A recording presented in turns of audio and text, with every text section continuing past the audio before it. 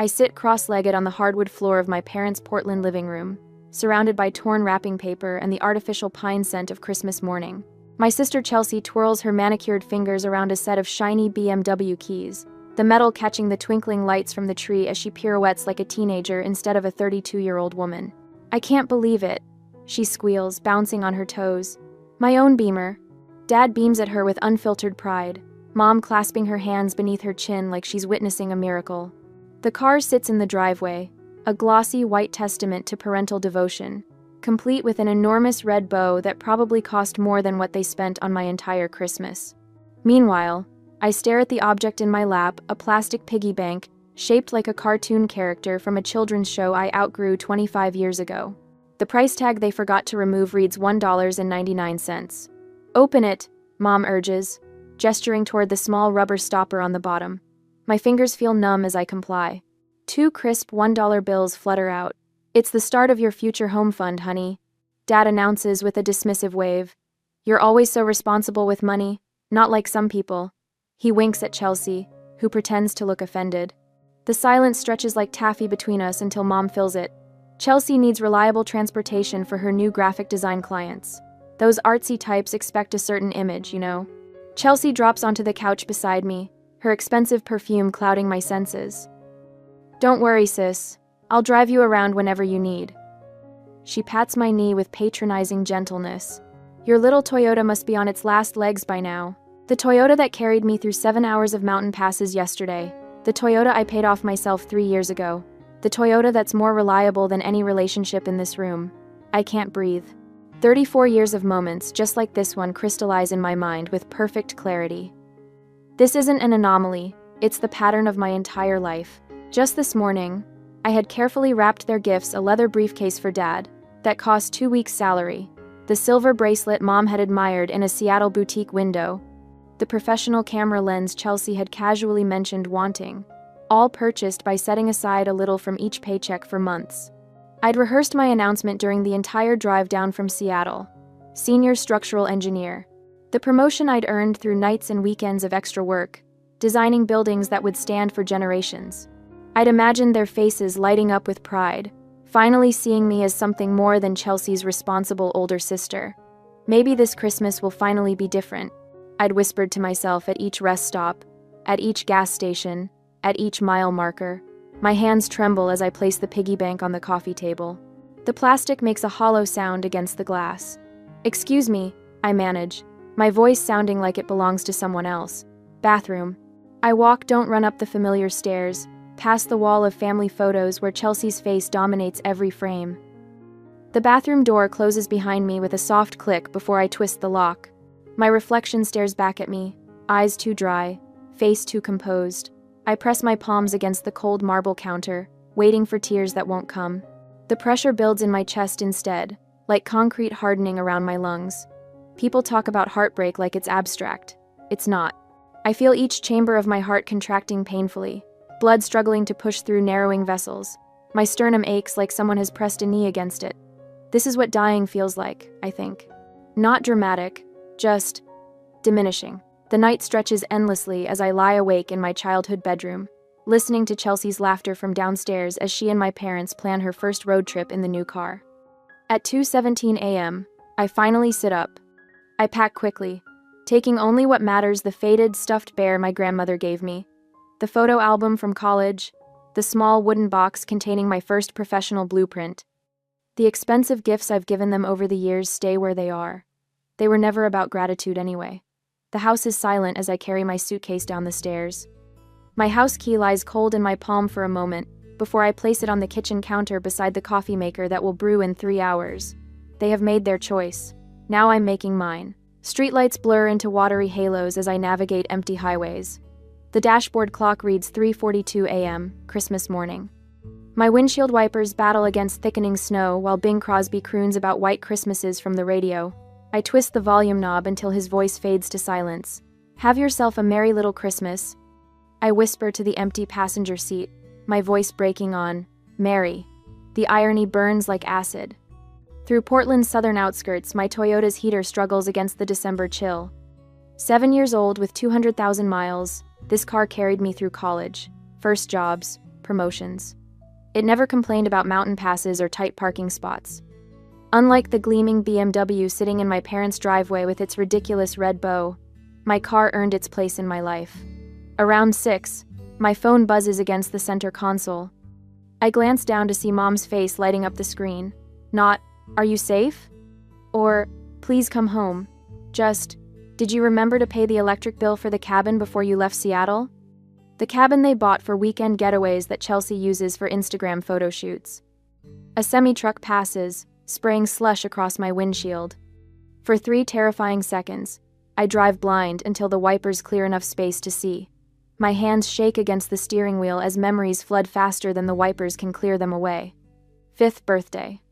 Chelsea's princess party with professional decorations, pony rides, and a 3-tier castle cake, 30 neighborhood kids in party hats. My celebration the following year: grocery store sheet cake, 2 friends from kindergarten, party supplies from the dollar bin. Your sister needs the social stimulation. Dad explained when I asked why. You're more independent. Independent. Their code for, you don't need us. High school graduation. Valedictorian. My carefully crafted speech about persistence and dreams. Empty seats in the family section because Chelsea's junior varsity soccer team had an away game. We'll watch the recording, Mom promised. The VHS tape sat unwrapped on my dresser until I left for college. Your sister needs the encouragement, Mom said. You always succeed without our help. Without help. Their code for, you're on your own. College years flash before me as highway signs count down miles to the California border. Working 25 hours weekly at the campus bookstore and cafeteria. Taking maximum course loads to graduate early. Stretching student loans and scholarships while Chelsea explored artistic inspiration across Europe on our parents' dime. Your sister needs to find herself. Dad insisted during one of our rare phone calls. You've always known exactly who you are. Known who I am. Their code for, you don't deserve exploration. My phone buzzes again. Dad this time. I let it ring until voicemail catches it. The first hint of dawn lightens the eastern horizon as tears blur oncoming headlights into golden streaks. I pull onto the shoulder, hazards blinking, and press my forehead against the steering wheel. The patterns crystallize with sudden clarity. Dad controlling the money, withholding from me while bankrolling Chelsea's every whim. Mom manipulating emotions, making me feel selfish for wanting even scraps of attention. The perfect system. One parent handling financial favoritism, the other maintaining emotional control. My phone rings again. Not family this time. Monica Perez, my college roommate turned lifelong friend. Where are you? Her voice, warm and worried, fills the car through Bluetooth. Somewhere in southern Oregon. My voice sounds hollow, unrecognizable. Heading south. To where? I don't know. The line goes quiet for a moment. Then, come to San Francisco. Stay with me. Family doesn't treat family like this. Monica knows. She witnessed the evidence firsthand during college. The packages that arrived for me containing practical necessities while Chelsea received designer clothes. The holiday breaks when I stayed in dorms because flying home was too expensive the same years my parents took Chelsea to Aspen and Maui. I can't impose. Stop. Monica's voice turns firm. You've spent your whole life being the helper. Let someone help you for once. The words crack something open inside me. Help. Such a simple concept, yet foreign to my experience. In my family, help flows one direction toward Chelsea, toward my parents, never toward me. Okay. I whisper, surprising myself. Text me your location every hour. Drive safe. I'm making up the guest room. The call ends. I ease back onto the highway, wipers clearing fresh snow. For the first time since leaving Portland, my shoulders lower slightly from their defensive hunch. By 7:30 a.m., I cross the California state line. The Welcome to California sign gleams in early sunlight. My phone screen shows 17 missed calls, 32 text messages. With deliberate motions, I turn off notifications from Mom, Dad, and Chelsea. The silence feels weightier than any accusation. My stomach growls, reminding me I haven't eaten since yesterday's Christmas Eve dinner. A small roadside diner appears ahead, its neon open sign a beacon in the morning light. I pull into the nearly empty parking lot. Inside, the warmth envelops me like an embrace, coffee-scented air, and the sizzle of breakfast on a distant grill. An older waitress with silver-streaked hair approaches with a coffee pot. "Rough night?" she asks, filling a mug without waiting for my answer. Her name tag reads, Gloria. "Rough life," I mutter, then feel immediately embarrassed by the melodrama. Gloria doesn't flinch. "Honey, I've been serving coffee for 40 years. I know heartbreak when I see it. Family or boyfriend?" "Family."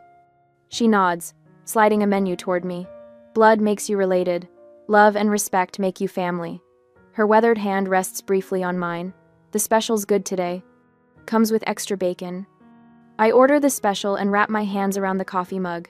Gloria's words echo as I watch snowflakes dissolve against the window glass. Blood makes you related. Love and respect make you family.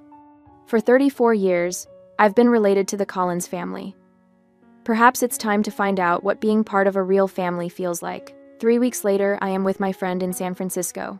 My phone vibrates against the nightstand for the 13th time this morning. Dad's number. Again.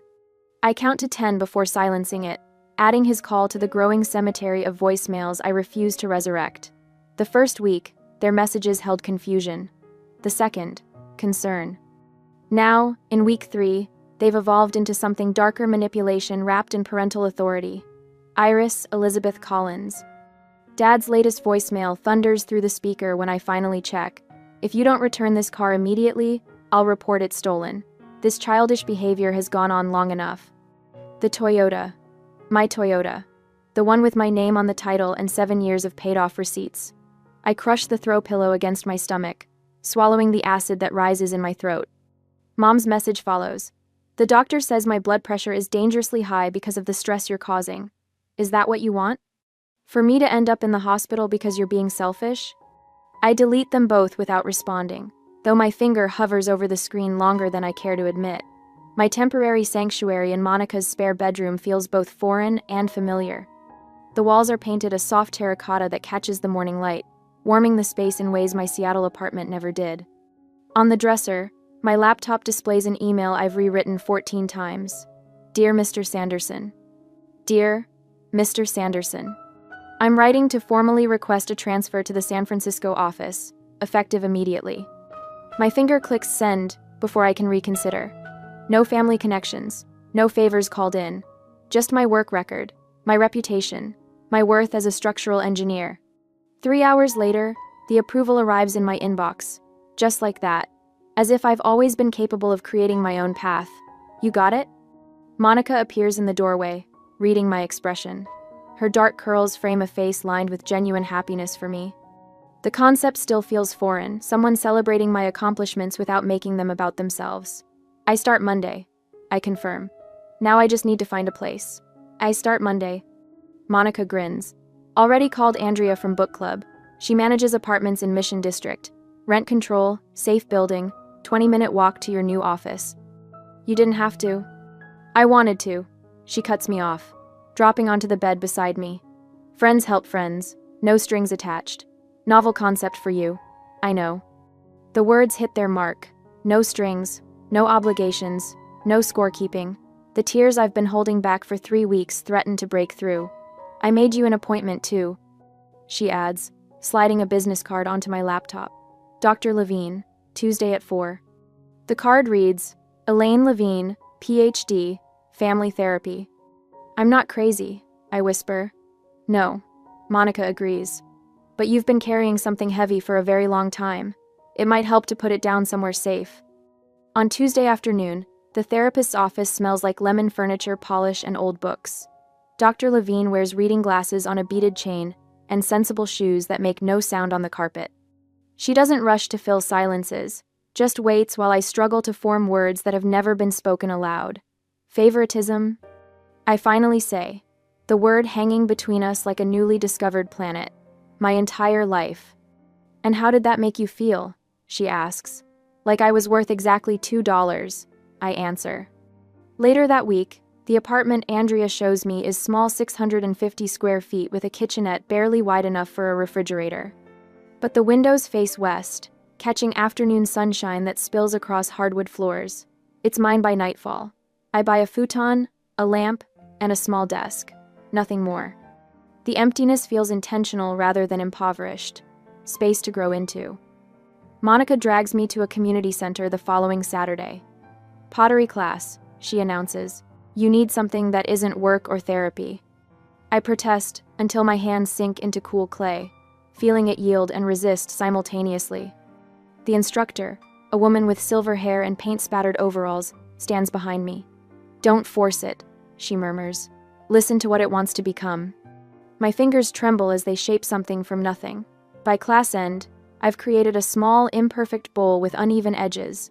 It's hideous and beautiful, and entirely mine. The first video call comes 4 weeks after Christmas. I answer on the third ring, steeling myself against the familiar surge of guilt their faces trigger. Where have you been? Dad demands immediately. His face fills the screen, red with indignation. Your mother has been worried sick. Behind him, Mom dabs at eyes that remain strategically dry. San Francisco, I answer calmly. I transferred offices. Without discussing it with us first? Mom interjects, pushing into frame. How could you be so inconsiderate? The old pull tugs at my chest, apologize, placate, make it right. But Dr. Levine's words echo. Your feelings are valid. Their reactions belong to them, not you. I needed space, I say instead. Space from what? Dad barks. From family? From responsibility? From growing up? From feeling invisible, I reply, surprised by the steadiness in my voice. From being valued less than Chelsea. From trying to earn love that should have been freely given. Mom's tears flow instantly, right on cue. How can you say such hurtful things? We've always loved you both the same. I'm not responsible for your feelings anymore, I tell her. The words feel like stones I've been carrying in my mouth for years, finally released. I'm responsible for mine. Dad slams his palm against the table. This conversation is over until you're ready to apologize. Then I guess we're done talking, I answer, and end the call. In days to come, the rumors reach me through LinkedIn messages and texts from former coworkers. According to family lore, I've had a mental breakdown. I'm living in squalor. I've joined a cult. Chelsea's Instagram shows her looking concerned in tastefully filtered photos, captioned with vague references to family heartbreak and praying for those struggling with mental health. My new coworkers know nothing of this narrative. They see only my work, the precision of my calculations, the innovation in my designs. When Chelsea shows up unannounced at the office reception 10 days later, Monica happens to be dropping off lunch. She's in a meeting. Monica informs her coolly, and she'll remain in meetings indefinitely for uninvited visitors. My therapy group meets Wednesday evenings in a church basement that smells of coffee and old hymnals. 8 strangers connected by similar wounds. Family doesn't get a pass just because they're family, says Raymond, a 60-year-old accountant who hasn't spoken to his brother in 20 years. Love without respect isn't love, it's possession. So, the words settle in my chest like truth. 6 months after Christmas, my apartment has transformed. Pottery lines the windowsills, each piece more refined than the last. A proper bed has replaced the futon. The promotion to senior project manager came with a raise that ended any lingering financial anxiety. On my bookshelf sits the plastic piggy bank. I've filled it with crisp $2 bills, one for each week of freedom. Not as punishment, but as a reminder. Sometimes the smallest betrayals reveal the largest truths.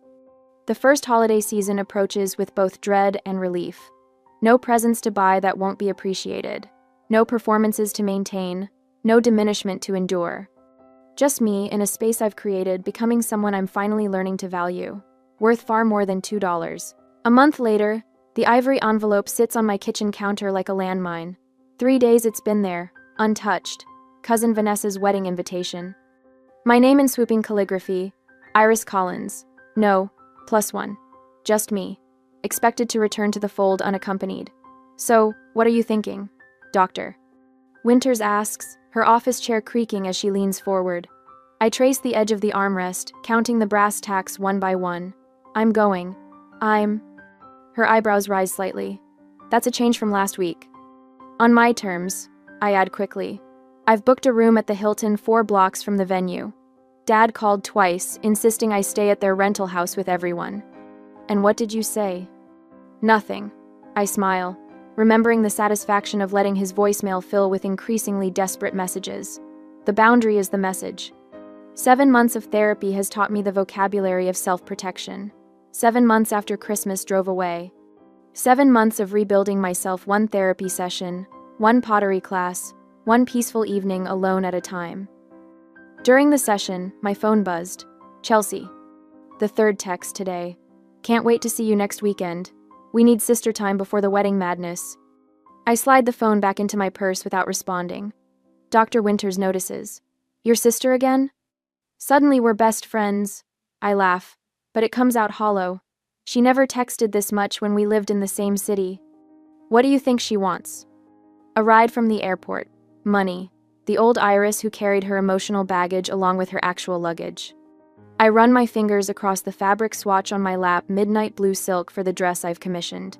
3 fittings to ensure it hangs perfectly from my shoulders, skims my curves without apology. The color of power, not reconciliation. They've enlisted flying monkeys, I tell Dr. Winters. Uncle Pete called last night about how families need to stick together. Aunt Judith emailed about forgiveness being divine. Even Vanessa's fiancé sent a Facebook message. They're coordinating. And how does that make you feel? Before therapy, I would have said fine. Always fine. Instead, I trace the physical truth of my emotions. The tightness in my throat, the cold sweat along my hairline, the slight tremor in my fingers. Terrified. I admit. But also, ready. Later that evening, I spread the seating chart Vanessa accidentally included in a group email across my kitchen table. There I am, placed between my parents, directly across from Chelsea. The family tableau was restored. I reach for my phone. Vanessa, it's Iris. I have a small request about the seating arrangements. Friday arrives with San Francisco fog that burns away as my plane takes off. The clouds part somewhere over Oregon, revealing the landscape of my childhood. My heartbeat quickens as we begin our descent into Portland. The rehearsal dinner location glows golden against the twilight sky. I stand on the sidewalk, touching the smooth stone pendant Monica gave me before I left. Strength isn't about not feeling fear, she'd said. It's about feeling it and walking forward anyway. I straighten my shoulders and pull open the heavy wooden door. Conversations halt mid-sentence. Heads turn. My mother's hand flies to her throat. My father's drink pauses halfway to his lips. I've changed. The Iris who fled at Christmas was a shadow. This woman in tailored black pants, emerald silk blouse, and heels that announce each step with authority, is solid, present. The diamond studs in my ears catch the light as I scan the room, nodding acknowledgments without rushing toward anyone. Chelsea approaches first, arms outstretched, but something is different. The designer watch is gone. The highlights in her hair have grown out. Her smile seems strained rather than entitled. You look amazing, she says, embracing me briefly. Thank you. I step back, maintaining the space between us. How's the BMW treating you? Her eyes dart away. I had to trade it in. Got a Honda. More practical, you know? Beyond her shoulder, I spot my parents huddled with Aunt Martha. Mother dabs at her eyes with a cocktail napkin. Father's shoulders slump forward in a posture I've never seen before. Cousin Tara appears at my elbow, vodka tonic in hand. God, am I glad you're here, she whispers. You wouldn't believe the drama since Christmas. Oh? Your parents are selling the house. She leans closer. Medical bills, they say, but everyone knows they've been floating Chelsea for years. Reality finally caught up. Before I can respond, a waiter circulates with champagne. I take a glass, watching the bubbles rise and burst against the surface. Just like the family stories, what rises eventually pops. Uncle Simon approaches, clasping my free hand. You're looking well, Iris. That job in San Francisco must agree with you. Senior project manager now, I say, the words still tasting new on my tongue. His eyes widen. No kidding? That's wonderful. More relatives orbit toward me throughout the evening. Cousin Michael confesses he always noticed how differently I was treated. Aunt Martha hugs me too tightly, whispering, Your father lost his job 3 months ago. Your mother's on anxiety medication. I absorb each revelation with the strange detachment of someone watching waves break against a shore from which they've retreated to higher ground. My father corners me during cocktail hour, bourbon heavy on his breath. Family sticks together, Iris. His voice carries the familiar weight of authority, but something essential has crumbled beneath it, no matter what. Does it, Dad? I meet his gaze without flinching. Or do some family members stick together while others get pushed aside? His face reddens. We've always supported you. $2 in a piggy bank.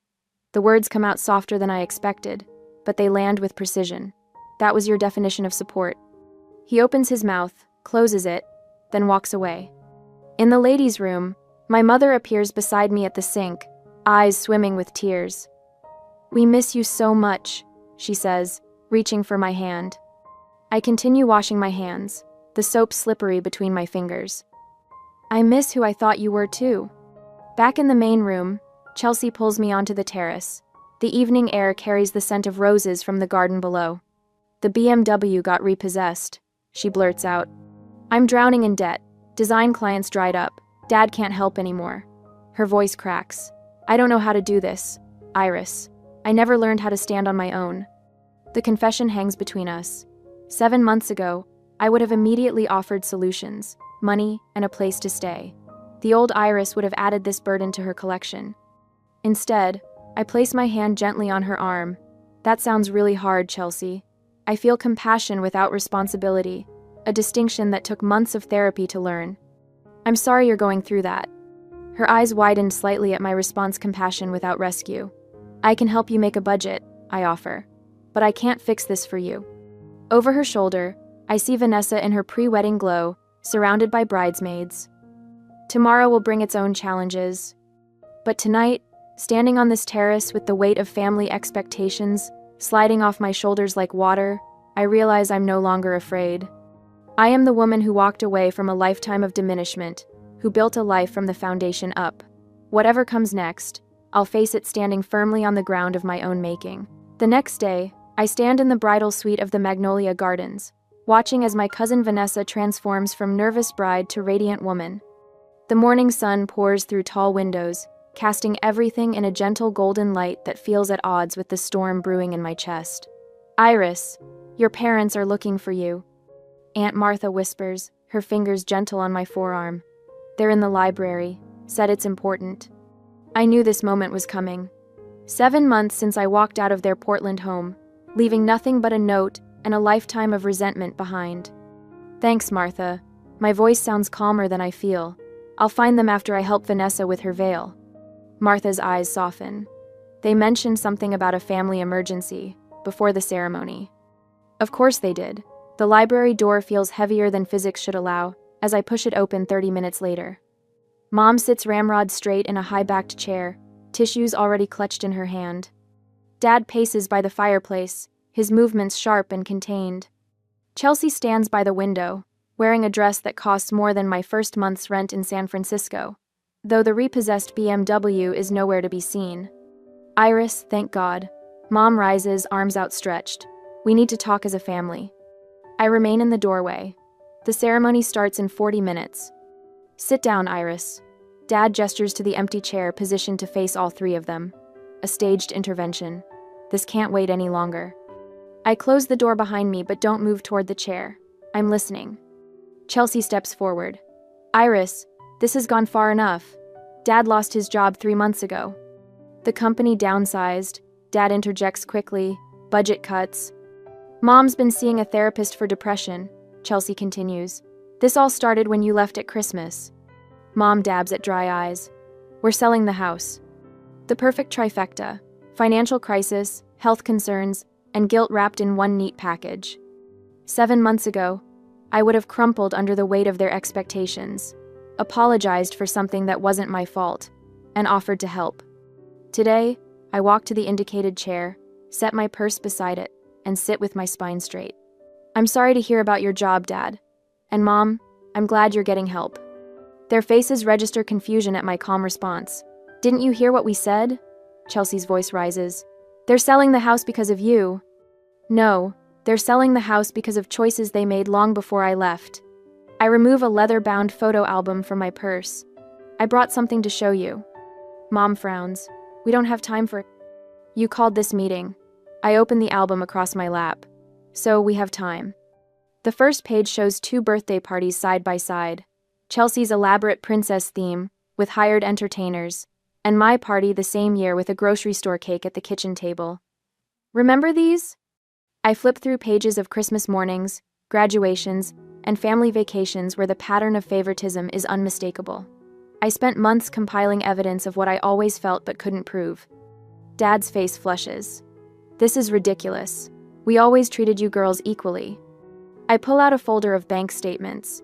My student loans, $67,000 that I'm still paying. Chelsea's education, fully funded, including her year in Europe for art inspiration. Chelsea shifts uncomfortably. That's not fair. You chose engineering. That was your decision. It was my passion, I corrected her. Just like art was yours. The difference is, my passion wasn't considered worth investing in. Mom rises, hands trembling. We didn't have the money when you went to college. Things were different by the time Chelsea. I learned everything about your financial records years ago, Mom. I cut her off. Dad's promotion came when I was 16. The inheritance from Grandma arrived before my freshman year. You had the money. You chose not to spend it on me. The room grows uncomfortably quiet as I lay out birthday cards spanning 30 years. The messages to Chelsea overflow with effusive love. Mine contain practical advice and reminders to work hard. We always knew you'd be fine. Dad finally says, his defensiveness cracking. You were always so capable. There it is. The truth behind decades of disparity. Being capable doesn't mean I deserved less love. My voice remains steady even as heat builds behind my eyes. Being responsible didn't mean I should carry everyone else's burdens. Mom collapses into genuine, not manipulative tears. We never meant to hurt you. Intent doesn't erase impact. I reach into my purse one final time. The plastic piggy bank makes a hollow sound as I place it on the coffee table between us. Dad stares at it. What is this nonsense? I remove the rubber stopper. Dozens of crisp $2 bills spill out, unusual currency that catches the eye.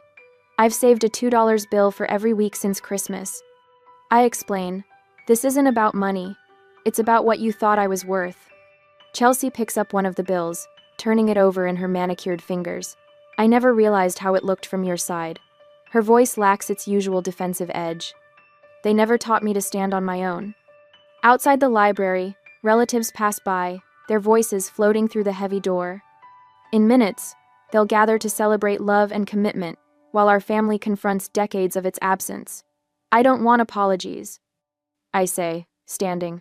I want change. I'll consider reconciliation under 2 conditions: family therapy and respect for my boundaries. Dad opens his mouth to argue, but Mom places her hand on his arm. We'll do it, she says, surprising us all. Whatever it takes.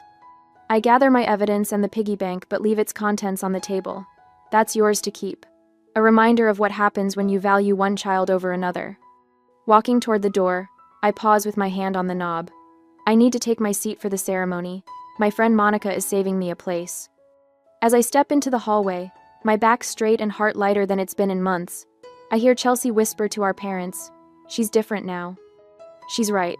The woman who left that Christmas morning carrying nothing but grief and resolution is gone.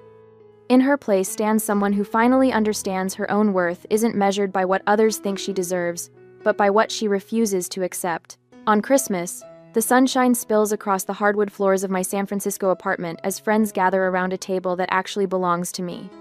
The scent of rosemary and sage from the roasting turkey mingles with laughter, real laughter, not the strained kind that used to echo through my parents' house. To Iris, Monica raises her glass, her dark curls catching the light from the window.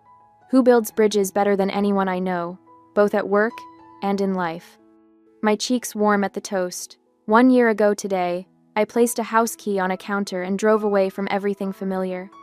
Now I stand in an apartment filled with people who choose to be here, surrounded by pottery pieces I created with my own hands. And to Senior Project Manager Collins, adds Elliot, his fingers brushing mine under the table. His touch still sends electricity through me. Not the lightning strike of infatuation, but the steady current of something building toward permanence. Whose team finished the Richardson Tower project 2 weeks ahead of schedule? Elliot understands deadlines and structural integrity, an environmental engineer who values sustainability in buildings and relationships alike. When he first asked me to coffee 6 months ago, I almost declined. Old habits of self-sacrifice die hard. My therapist, Dr. Winters, called it progress when I said yes. The kitchen timer chimes, saving me from having to acknowledge their praise. Some changes take longer than others. Need help? Asks Elliot, following me into the kitchen. I've got it. The words slip out automatically. Then I catch myself, remembering Dr. Winter's gentle challenge. Accepting help doesn't diminish your strength. Actually, could you carve the turkey? I never learned how. My phone vibrates with a video call from Chelsea. Monthly calls a boundary we established after the wedding confrontation. I answer while Elliot handles the carving. "Merry Christmas," Chelsea says, her face filling the screen. Her apartment visible behind her looks smaller than mine. No designer furniture, no luxury car parked outside. Working 2 jobs has given her a new perspective on money, along with the shadows under her eyes. "You look happy," she says, voice softer than it used to be. "Your place looks beautiful." It feels like home. I angle the camera to show my pottery studio in the spare bedroom, once formless clay now shaped into bowls and vases that line the shelves. "How are Mom and Dad?" "Dad's 90 days sober today. He wanted me to tell you." She adjusts the camera to reveal our father sitting in a modest apartment living room, looking smaller somehow. "The AA meetings are helping. He's different when he's not drinking." I nod, not ready to fully process that revelation. "And Mom?" "Still volunteering at the community center. She wanted to come to the call but had an emergency food drive." Chelsea pauses. "They ask about you. Not in the old way, though." We talked for a few more minutes before saying goodbye. The wall clock shows it's time for dinner. Around my table, conversation flows between Monica, Elliot, and friends from my engineering firm and pottery class. No one mentions the piggy bank displayed on my mantle, now filled with dollar bills representing lessons rather than resentment. After dessert, Chelsea texts a photo of a handmade clay ornament, clearly her first attempt at pottery. "Not pretty, but made with love. Mailing it tomorrow." Then another message arrives from my mother. "Found this in the attic while downsizing. It always belonged to you." The attachment shows my childhood dollhouse, the one thing I truly loved growing up. The deed transfer paperwork sits below it, officially making it mine. Later, when everyone has gone and Elliot helps with the last dishes, I step onto my balcony. San Francisco Bay stretches before me, lights from the bridges reflecting on dark water. Buildings I helped design stand in silhouette against the night sky. "Worth isn't something you earn through usefulness," I whisper to the city lights. "It's something you claim by knowing what you will and won't accept." Elliot joins me, wrapping a blanket around my shoulders against the December chill. "Deep thoughts?" "Just grateful," I answered, leaning into his warmth. "Sometimes the greatest gift is realizing what you won't accept anymore." The piggy bank sits visible through the window, no longer a symbol of what I lacked, but what I found the courage to value myself first.